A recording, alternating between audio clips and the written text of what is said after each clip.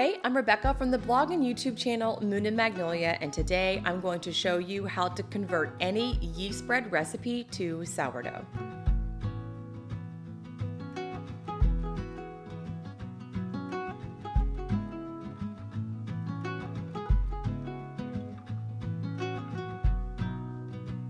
Sometimes sourdough gets a bad rap for being complicated, and I think that's because sometimes the language surrounding it seems complicated, but we are going to break this down today in a way that is digestible, and by the end of this video, you will be able to convert any recipe to sourdough. Before we get started, let's talk about the difference between yeast and sourdough starter. So yeast that you buy at the store, which is often called store-bought yeast, commercial yeast, or baker's yeast, those terms are used interchangeably, is one strain of yeast. It was identified and manufactured because it works really quickly. Sourdough starter, on the other hand, is a combination of flour and water that ferments and then pulls in all the yeast and bacteria that it can from its environment, whether that's from the air, your hands, the flour, to create a wild yeast. So whereas baker's yeast is one strain of yeast, sourdough starter contains all sorts of different kinds of yeast and is often referred to as wild yeast because everyone's sourdough starter will have a different makeup. So even though they essentially do the exact same thing, leaven bread, they look different and they act really differently. We'll talk about the pros and cons of using sourdough starter later in this video. I think first, let's just get right into the nitty-gritty. When you are converting your yeast bread recipe to sourdough, you will not use the yeast at all. Instead, you will use 100 grams of sourdough starter. Now, the reason I recommend 100 grams of sourdough starter is because 100 grams of sourdough starter is about equivalent to 1 pack of yeast. Technically, you could use more or less sourdough starter, but if we're really just trying to simplify the conversion, 100 grams of sourdough starter will get the job done. And now, if you bake and don't use grams, just hang tight. I will give you the cup conversion in a minute. So let's talk about what 100 grams of sourdough starter actually is. And this is where I think people sometimes start to feel a little turned off from sourdough because it gets pretty technical and it gets a little mathematical. And you're like, I thought we were baking. I didn't know we were doing math. Remember, math is not a mystery. It is a language. So let's break this down in the language that we can understand. And that's saying a lot coming from me because I have a master's in English. So if I can do this, I know you can too. Sourdough starter is usually made with 50% flour and 50% water, which makes it a 100% hydration starter. A 100% hydration starter is simply just a fancy way of saying your sourdough starter is fed equal parts flour and water. So that means if you have 100 grams of sourdough starter, you have 50 grams of flour and 50 grams of water. You have to account for that flour and water in your recipe. Otherwise, the hydration of your dough, the feeling of your dough, the texture of it, and the consistency won't be quite right. So when we are converting a yeast bread recipe to sourdough, we have to subtract 50 grams of flour from the original recipe and 50 grams of water or liquid from the original recipe. And again, that's because that sourdough starter already has those 50 grams of flour and 50 grams of water in it. So let's look at a bread recipe. Let's say your original bread recipe calls for 250 grams of water and 500 grams of flour, but you are going to add 100 grams of sourdough starter to that recipe. So you would have to reduce the flour and the water by 50 grams. So that means in your dough, you will add 200 grams of water and 450 grams of flour. And then once you get all of the ingredients combined, you just follow your recipe as usual. There are a few things that are a little bit different once you get the dough mixed together. We'll talk about those in a minute. But first, I want to share with you how to do this conversion if you are measuring in cups. One of the reasons why I think sourdough sometimes gets a bad rap for being complicated is because a lot of bakers, particularly in the United States, are used to baking in cup measurements, and sourdough is almost always in grams. The reason why recipes are often in grams is because baking by weight is more precise and it's more repeatable and it's easier to change. And if you ask me, more importantly than all of that, it's just easier to clean up. I am always here for easy cleanup. But if you don't have a kitchen scale, don't worry about it. I have the conversion for you. But we need to take a couple steps along the way to get there. So first, we have to go from grams to cups. 100 grams of sourdough starter is approximately a half a cup of active and bubbly starter. The active and bubbly part is pretty important because those bubbles take up space in your measuring cup. So a half a cup of flat, unfed, hungry starter is actually a lot more starter than active or bubbly starter because unfed starter doesn't have any air pockets in it. Now, to explain that conversion a little bit more, that half a cup of sourdough starter is made out of about a third of a cup of flour and a quarter cup of water. And now you're probably thinking, hang on a second. You just said that it's 50% water and 50% flour, and a third of a cup of flour and a quarter cup of water isn't 50-50. That's because when we are converting from grams to cups, it isn't quite as cut and dry. Water weighs more than flour, so your cup measurement of water will be smaller than your cup measurement of flour. So when you are converting your recipe, that means you need to reduce your flour measurement by a third of a cup, and you need to reduce your water measurement by a quarter cup, and then add in your half cup of starter. Okay, a quick recap.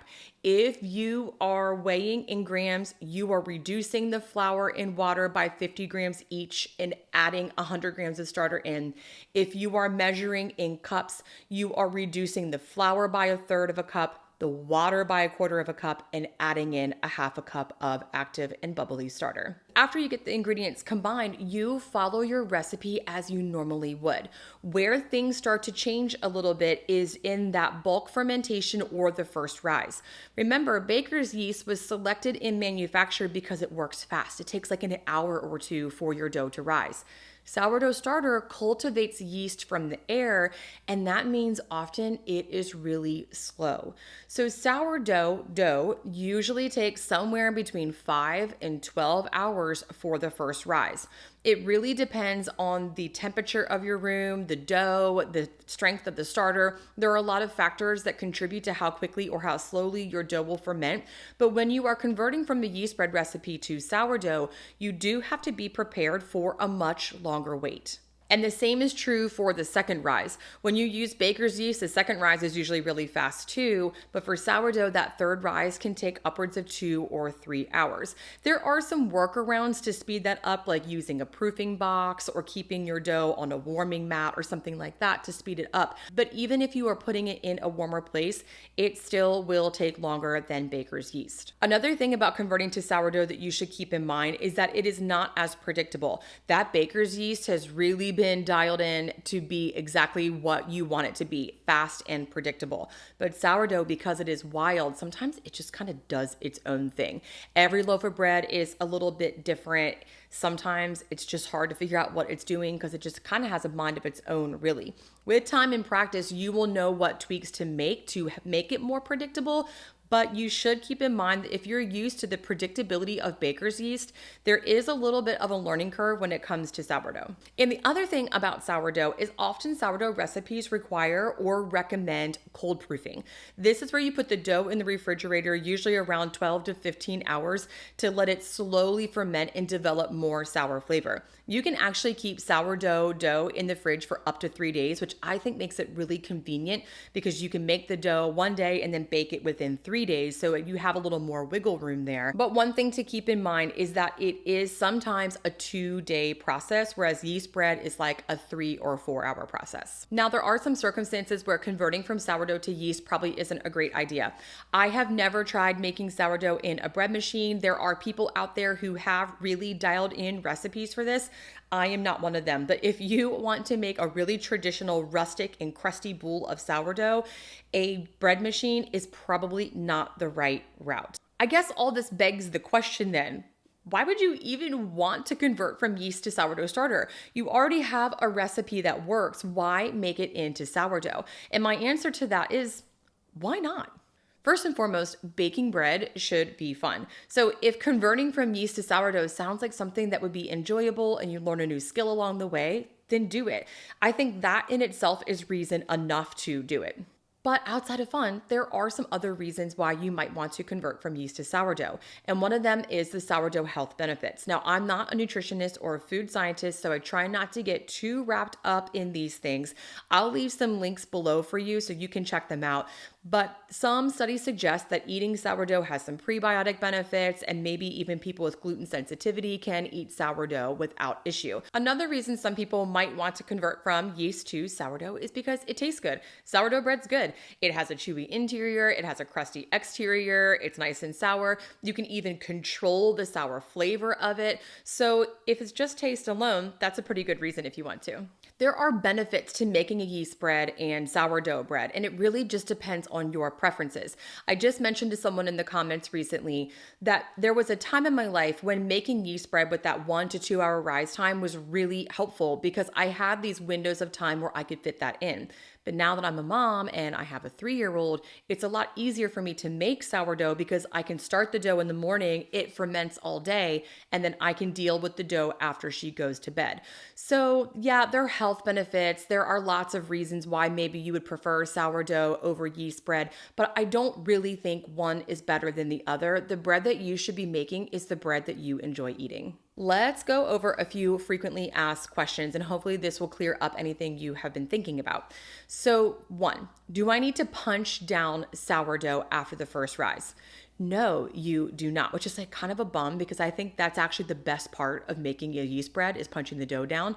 But you don't want to punch sourdough dough down because it takes so long to ferment. Those bubbles are so precious. And by the time it would be able to rise again and create those bubbles again, because it's so slow, the dough will over ferment. So generally, when we're trying to make a fluffy loaf of sourdough, we try to protect those bubbles as best as we can. Of course, it's fine if some pop, but we don't want to punch the dough down like we do with yeast bread. Can you replace baking soda and baking powder with sourdough starter?